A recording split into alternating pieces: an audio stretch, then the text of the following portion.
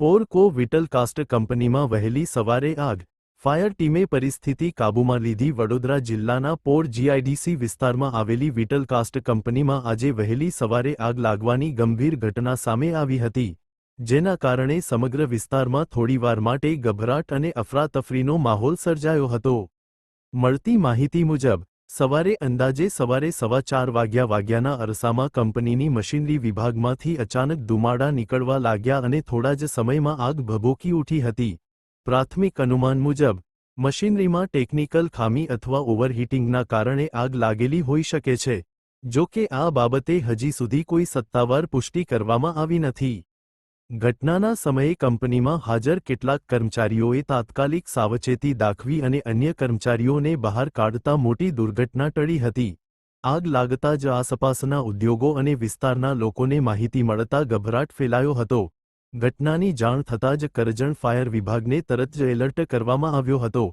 Fire બ્રિગેડની ટીમો ઝડપથી સ્થળ પર પહોંચી અને આગને કાબૂમાં લેવા માટે સતત પાણીનો મારો તેમજ જરૂરી સાધનોનો ઉપયોગ શરૂ કર્યો હતો. ફાયર વિભાગના અધિકારીઓના જણાવ્યા અનુસાર આગ મશીનરી વિભાગ સુધી મર્યાદિત રાખવામાં સફળતા મળી હતી, જેના કારણે આગ વધુ ફેલાતી અટકાવવામાં આવી હતી. લગભગ 1 થી 2 કલાકની જહેમત બાદ આગ સંપૂર્ણપણે કાબૂમાં લેવામાં આવી હતી. સદનસીબે આ ઘટનામાં કોઈ જાનહાનિ નોંધાઈ નથી, જે મોટી રાહતની વાત છે. તેમ છતાં મશીનરી અને કેટલાક સાધનોને નુકસાન થયું હોવાનું માનવામાં આવી રહ્યું છે. નુકસાનનું ચોક્કસ મૂલ્યાંકન કંપની દ્વારા આગામી સમયમાં કરવામાં આવશે. ઘટનાની ગંભીરતા ધ્યાનમાં રાખીને સ્થાનિક પોલીસ તેમજ અન્ય સંબંધિત તંત્ર પણ સ્થળ પર પહોંચી તપાસ શરૂ કરી છે. આગ લાગવાનું ચોક્કસ કારણ જાણવા માટે ટેકનિકલ નિષ્ણાતોની મદદ લેવામાં આવી રહી છે. સાથે જ સુરક્ષા નિયમોનું પાલન કરવામાં કોઈ બેદરકારી રહી હતી કે નહીં તે બાબતે પણ તપાસ કરવામાં આવશે. આ ઘટનાએ ઉદ્યોગ વિસ્તારમાં સુરક્ષા વ્યવસ્થાઓને લઈને ફરી એકવાર પ્રશ્નો ઊભા કર્યા છે. નિષ્ણાતોનું માનવું છે કે આવી ઘટનાઓ ટાળવા માટે નિયમિત machinery maintenance, fire safety audit અને કર્મચારીઓને તાલીમ આપવી અત્યંત જરૂરી છે.